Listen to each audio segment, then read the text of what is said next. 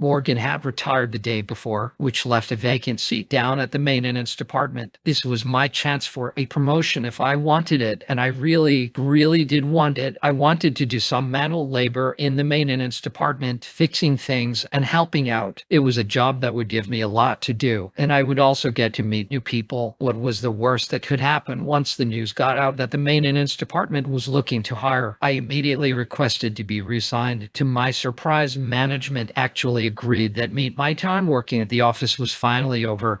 I would still get to interact with my former coworkers though, just not during work hours. Anyway, I went to find my new boss. I entered the workshop and my new boss was there.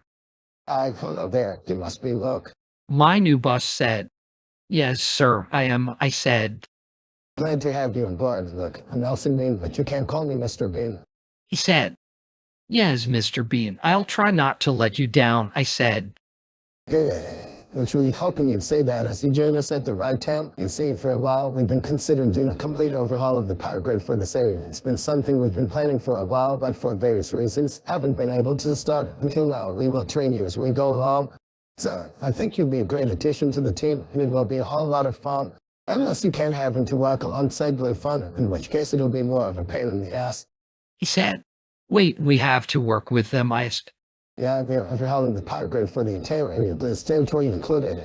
And besides, one company isn't enough to do a project like this, so they're working with us. It isn't something I'm personally too thrilled about, but it's for the greater good, as they say. If their workers say bad things about you, or any one of our workers for that matter, you know them, they start a physical altercation of some sort. In that case, beat the living crap out of them as I sit back and watch.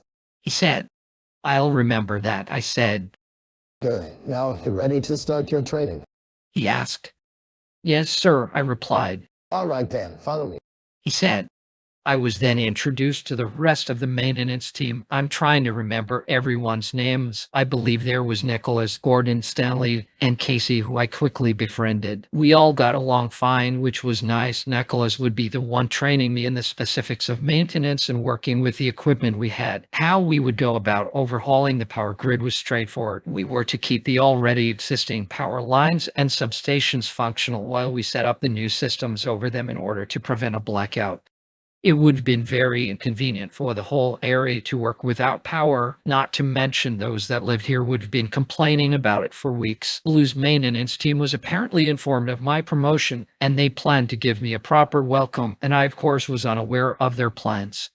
Attention, attention! Blue's maintenance manager, Mr. Collins, shouted to his staff.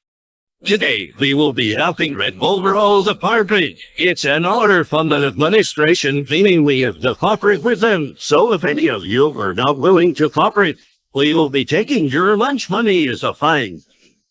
None of his staff agreed to this.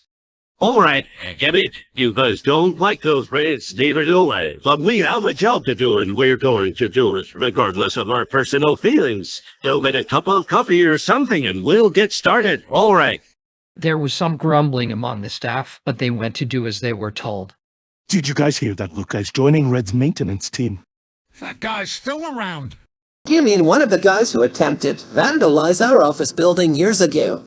Yeah, I mean, he's denied he was ever a part of that. I know that Tummy Guy was responsible for most of the damage. But I swear to you I saw Luke and some other guy with him. If that's the case, then let's make sure to give him a proper welcome when we first meet him. Well, I can't wait. It was 9 in the morning when we began working on the new power grid. Nicholas told me that he and I were to go to the control center, set up the new systems, and inspect the wiring to make sure everything was in good condition. While he went to the tool shed to get the equipment we would need, I was approached by one of Blue's workers. Oh, it's you. The man said, "Do I know you?" I asked.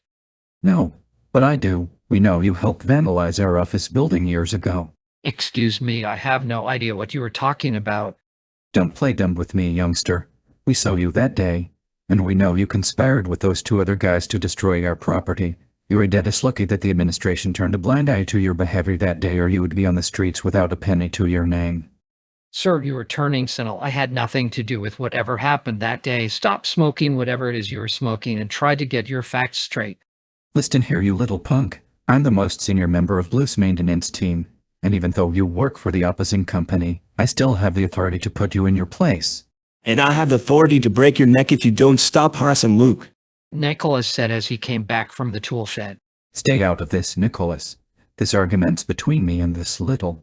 Finish that sentence and I'll finish you off, Stephen. Nicholas said, holding his hand out, palm forward in a universal sign of aggression. Seven took a step back. All right, I'll fucking go.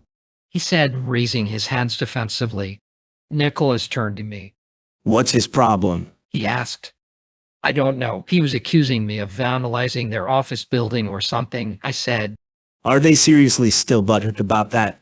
That was like years ago. Plus, did they forget that they tried to bomb our office building long before that? If I were you, I'd just ignore those idiots and keep working.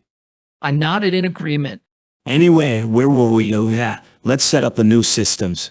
We began setting up the new equipment. Progress was slow since we had a lot of wires to configure and attach. An hour went by and we then moved on to installing the new transformer at the substation. As we walked towards the substation, we could hear like 3 separate arguments going on between several of the workers. First, Casey and Andy, who were working on the circuit breaker panel, started arguing. No, you're doing it all wrong. Andy said. How exactly? I'm clearly following the manual. You're the one who isn't. Casey argued.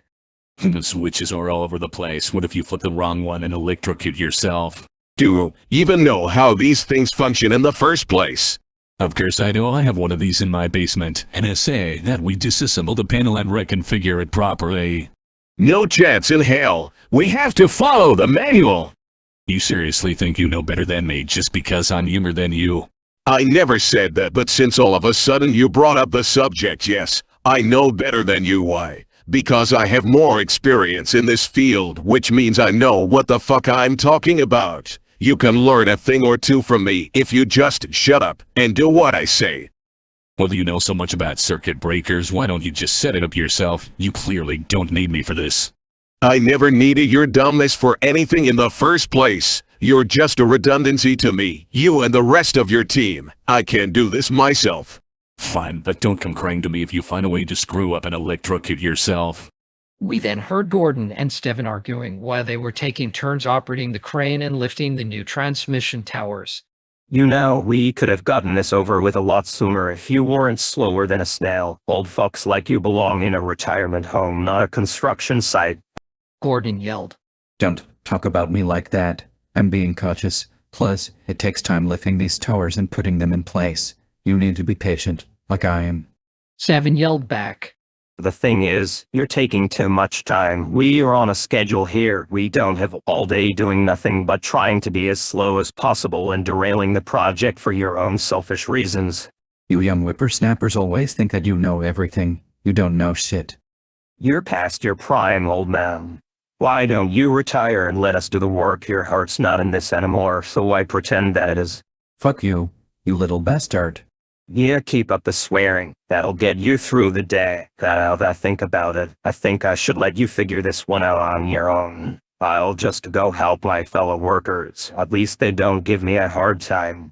The toxicity of the work environment was making me nauseous. Maybe working in this field wasn't as glamorous as I thought it was going to be. I mean, I did expect a tense rivalry between both sides, but I didn't think it would be to this extent. I felt like quitting and going back to the office, but I had to try and work around this. Maybe I could find a way to make it more fun. I mean, wasn't that why I did this job in the first place, to do something that I've always wanted to do and enjoy myself?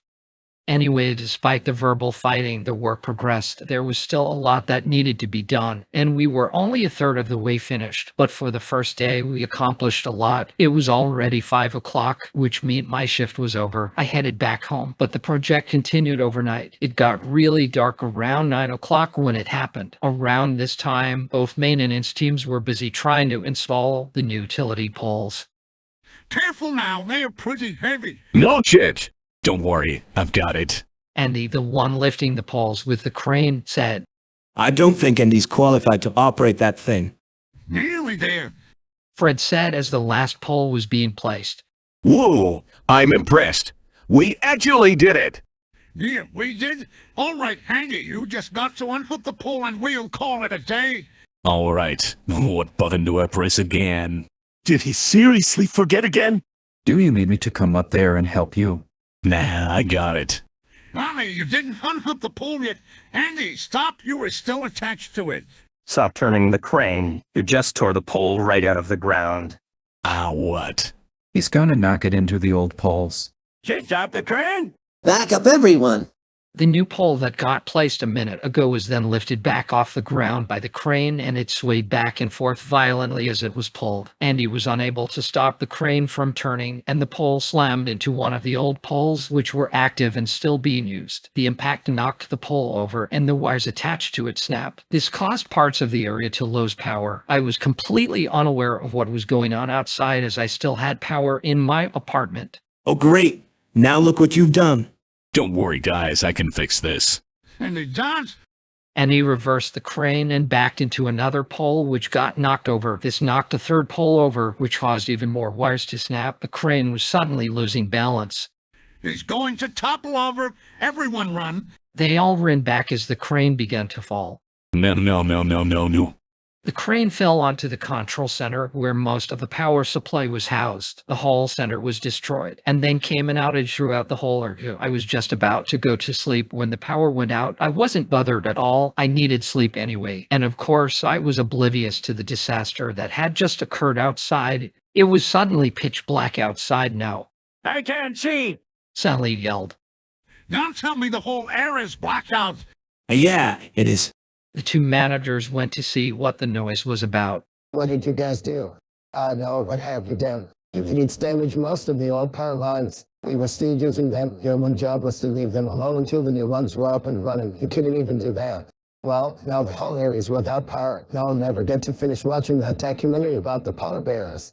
You guys even managed to destroy the control center. You think we wanted this to happen? I'm okay if anyone's wondering. Andy said, who managed to get out of the crane without a scratch. Andy, you little fucker. When the sun comes up in the morning, I'll kick your ass. Can you guys pass us some flashlights? No, you guys lost your flashlight privileges last week. You guys will just have to stay where you are until morning. That's your punishment. I'm afraid to even look at the impending fine. The administration will make us pay for this. I don't even want to wake up tomorrow. The manager soon left, leaving all the maintenance crews outside in pitch blackness. Well, now what? I don't like the idea of sleeping in dirt. How can we pass the time? I know, let's play spin the bottle. Do you see any bottles anywhere? No, of course not. We can see shit. Also, it's your fault the administration confiscated our flashlights. And there was a clause in our contracts that said we can't play with them. You were at the batteries in all of them.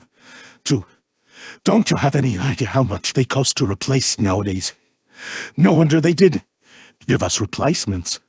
The one time we actually needed them, and they're gone now. Let's just sit here and think of ways to pass the time. How? I know a better thing to sign. Oh God, please don't. Hey, if it helps us pass the time, I'm not too worried. Yeah, sing away. Sally then started to sing Do-a-diddy-diddy. No, not that song. Fred said, covering his ears. I hear this song way too much in the morning. I was lucky not to be a part of whatever was going on outside. I was later told by Casey that it was the worst predicament he's ever been in. Also, the mess they caused took a long time to clear up, meaning we got busier than ever before. By the end of the month, we managed to restore most of the power in the area by using a temporary generator, while we continued replacing the old lines with the new ones, which we were nowhere near finished doing. Even so, it took a while to return to normalcy, and things would get worse at the very beginning of November.